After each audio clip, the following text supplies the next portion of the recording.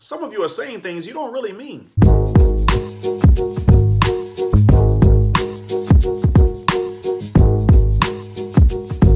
Welcome to the Rob Lett Show. I'm your host, Rob Lett. 7 trap words used by the left.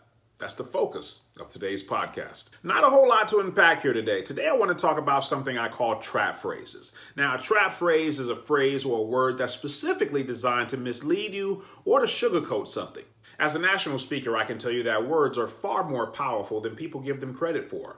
And the Democratic Party knows this. That's the reason why every few years they'll create a new word for public consumption. Unfortunately, the Republican Party will adopt some of these words and use them to their own demise. Chances are you've used some of these words before and you've never thought about it. The problem is, sooner or later, when you're in a debate, you'll step on one of these booby trap words and you'll lose the entire argument because you said something that you didn't really mean to say. Now, you probably think this entire subject is an over-exaggeration, and that's the reason why I created this episode, to show you something. I promise you I've seen people's entire career affected because they've allowed themselves to trip over these trap phrases. Before we get started, I'd like you to go ahead and do a few things. First of all, like this video and subscribe to it. If you're on YouTube, to the upper right-hand corner, you're going to see a bell. That's a notifications bell. Click it and you'll be notified the next time we come out with a new show. If you're on Rumble, though, to the upper right-hand corner, you're going to see a share button. Click that button and you can share this video with a friend who should have been here today. Go ahead and do all of those that apply right now. The living wage. In 2017, Republican Karen Handel was in a debate with Democrat Jon Ossoff when she made what could have been a fatal mistake. She adopted a trap phrase as her own, and the media ran with it. Let's take a look at where she made her mistake. Does either candidate support a minimum wage increase? Mr. Ossoff, starts with you. Yes, I do. The minimum wage should be a living wage. Here's where the seed was planted. I think we can raise it indexed to the cost of living because the cost of living varies widely in urban and rural areas and in different states across this country. I think that increase needs to be implemented at a pace that allows business owners to adapt their business plans so they're not shocked. Their business plans are not shocked by a sudden increase in labor costs. But look, if someone's working a 40-hour work week, they deserve the kind of standard of living that Americans expect. That's part of the American dream, and there are too many folks who are having trouble making ends meet. And here's how Karen Handel responded. This is an example of the fundamental difference between a liberal and a conservative. I do not support a livable wage. What I support is making sure that we have an economy that is robust with low taxes and less regulation so that those small businesses that would be dramatically hurt if you impose higher minimum wages on them are able to do what they do best, grow jobs and create good paying jobs for people in the 6th District. And the media had a field day with it. It practically went viral. 563,000 views, all from the headline, Karen Handel doesn't support a livable wage. Do you think the phrase livable wage was crafted that way by Democrats on purpose? Of course it was. And she accidentally stepped on that landmine. Fortunately, Georgia is a red state, so Karen still won the election, but there's a lesson here about adopting your opponent's trap phrases. Karen actually made 2 mistakes here, but I'm only addressing one. I'll probably do a show one day addressing how Republicans tend to speak more to businesses and less to the people. It's a flaw we have to correct eventually if we expect to reach more people. And there's actually a way to do both, to reach both businesses and the general public. The alt-right. When Trump was running for president in 2016, we all heard a new phrase starting to emerge, and everyone was dying to use it, but there was only one problem. Nobody knew what it meant.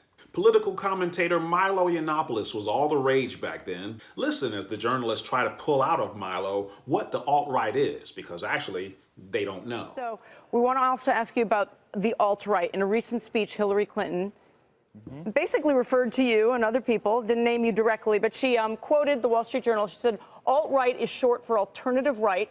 The Wall Street Journal describes it as a loose but organized movement, mostly online, that, quote, rejects mainstream conservatism, promotes nationalism, and views on immigration and multiculturalism as threats to white identity. The de facto merger between Breitbart and the Trump campaign represents a landmark achievement for the alt-right. Are you the alt-right? And what is the alt-right? No, I mean, I've never identified as the alt-right. The press seems determined to crown me the queen of it. All I've done is give them a fair hearing in the press. I think that white identity and white nationalism is a little misleading. I think it's more accurate to say that the alt-right cares about Western supremacy rather than white supremacy. It cares about Western values. It cares about liberal, capitalist, Western democracy, democratic values, freedom, equality, that kind of thing. Germany and the UK. If you are or if you're not part of the described alt-right, do you, as a gay man, feel comfortable in it? That the people who embrace other elements of what we just described as the alt-right, you know what I'm driving at. Yeah, I understand the question. Do you feel comfortable in it? The press seems determined to label the alt-right this misogynist, hateful, racist, homophobic, anti-Semitic movement, and yet at the same time tries to crown, you know, a gay Jew who never shuts up about his black boyfriends as the leader of it. Something isn't quite right here. Can you concede that the alt-right actually attracts those groups of people? I think there's some overlap on the very, very fringes. Yeah, Milo doesn't know either. Can you tell? But this is what happens when you run off half-cocked, dying to use the popular phrase of the day without doing the proper research. Milo's career took a tumble for a couple of reasons, but I suspect one of those reasons is because Republicans were starting to suspect that Milo didn't know what the heck he was talking about. If he had only took the time to calm down and do the research, then he could have boldly stated what I tell people all the time. There's no such thing as the alt-right. See how clear my message was? No stuttering, no double talk, just straight to the point. Now you might be asking yourself, Rob, how can you say there's no such thing as the alt-right? Of course there is. It was on the news. Listen, anyone who wanted to do just a little digging might realize that the phrase alt-right was first being used by this man. Now Richard Spencer actually is a white supremacist. Interestingly enough, Wikipedia says that Richard Spencer also was a CNN consultant and contributor. If you'll scroll down through all of his history, you'll see something very interesting. Starting from the far right of your screen, no pun intended, it says, he has claimed credit for coining the term alt-right in 2008 in order to differentiate himself from mainstream American conservatism, although Paul Gottfried argues that both he and Spencer created the term. In March 2010, Spencer founded AlternativeRight.com, a website he edited until 2012. In other words, Richard Spencer is the inventor of this trap phrase, alt-right. Now, why would he invent the phrase? For what purpose? Forget that he's a racist for a second. If you have any group that you're trying to grow, what's the first thing you're going to try to do? Get media coverage for it, of course. You need publicity, and 2016 was the perfect time for Richard Spencer to get free publicity. All you needed to do was say anything negative about Trump, and CNN would have you on their show for free. It was a win-win for both. Spencer gets free coverage for his white supremacist group, and CNN gets to bash all Republicans by saying, look at these racists who support Trump. Only one problem with that also. Richard Spencer is a racist. All you have to do is listen to him talk for a while, no doubt about that. He is a racist. But he's not a Republican. Richard Spencer is a Democrat. What? How can you say that? What's your basis for saying that? Calm down. I didn't make any of this stuff up. I got my information directly from the source, from Spencer himself. Richard Spencer, a prominent member of the alt-right. What does Richard Spencer actually believe? People have called you a Nazi. Are you a Nazi? Oh, no, I'm not a Nazi. I'm not a neo-Nazi. I'm not any of those things. Now, you say you're not a neo-Nazi or a Nazi, and yet in the event that you had right around the time of Trump's inauguration, there were a whole bunch of guys who were giving the Nazi salute. You saw them. Sure. You didn't repudiate them. No. So you thought it was okay to have some Nazi salutes that in response to what you were saying? I utter the words, hail Trump, hail our people, hail victory. Doesn't hail Trump sound unnervingly like Heil Hitler? Sure, I was being Isn't very that why provocative. you were being provocative? Isn't it fair to say that you know that there is a media left out there that is looking to pin neo-Nazism on the right? And by doing this kind of thing, you're actually playing a part in a script. You're actually giving them what they want, which gives you a lot of media attention. It serves their script, but it actually hurts Trump.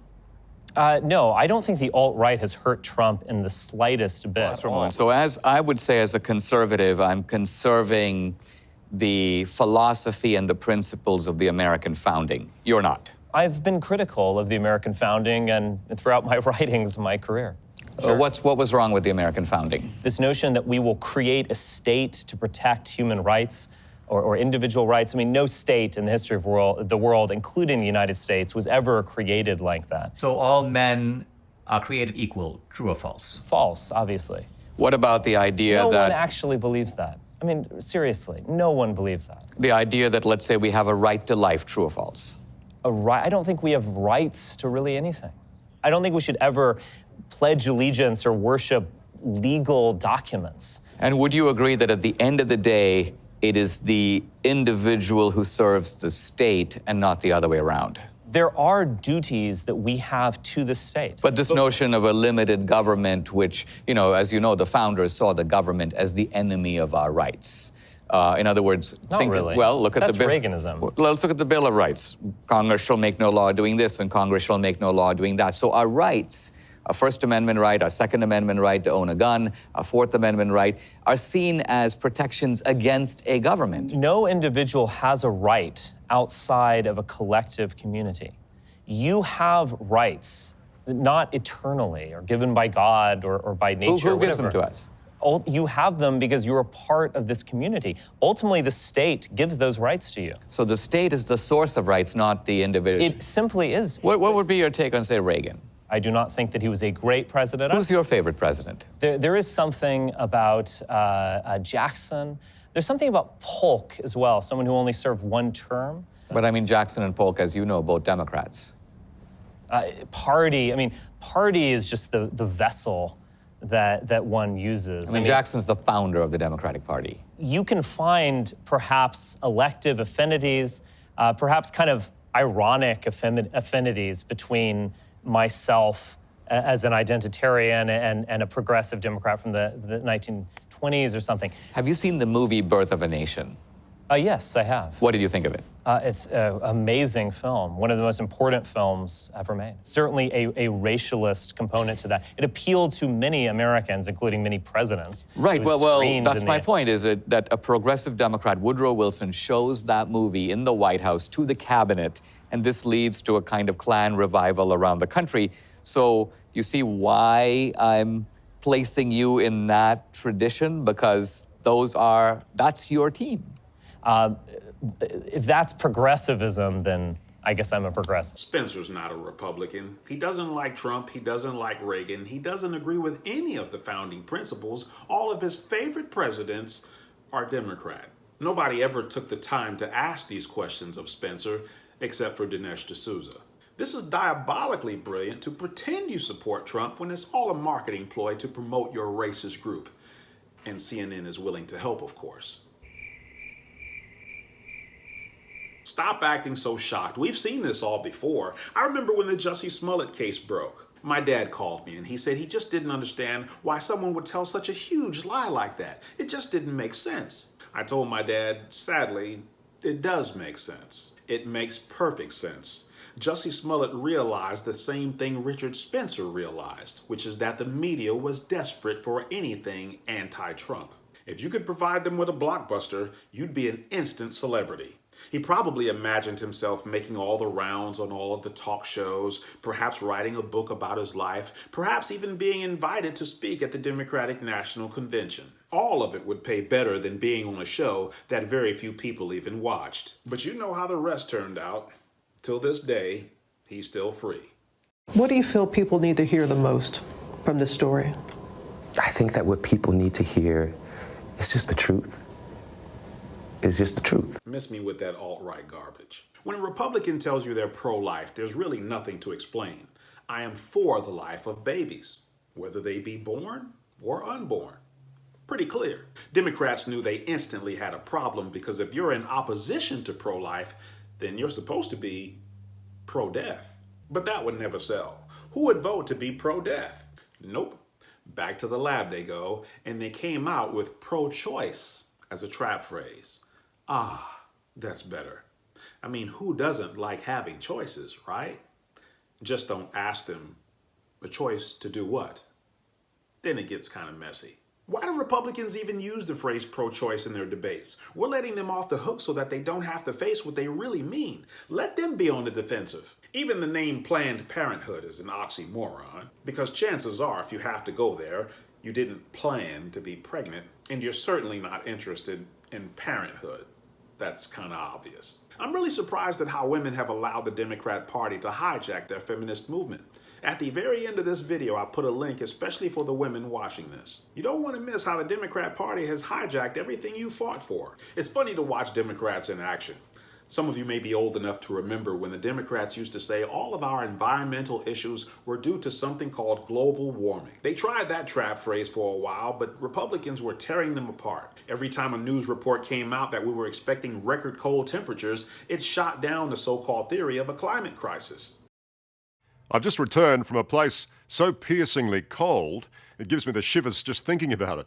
It's not Antarctica or even the top of Mount Everest. No, it's actually a tiny village in central Siberia.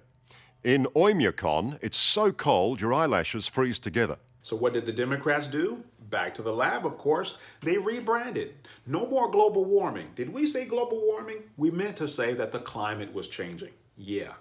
Who can argue against the climate changing? Be careful on this one, because if you say you don't believe in climate change, now you sound especially uneducated because there are these things called seasons. Stay away from trap phrases. From illegal alien to illegal immigrant to undocumented Americans, you have to stay on your toes because these Democrat politicians will slip one of these trap phrases in on you so fast, before you know it, you'll be agreeing to do something illegal. The thing of it is, a blue wave is African American. Yeah! It's white, it's Latino, it's Asian Pacific Islander. Yes! It is disabled.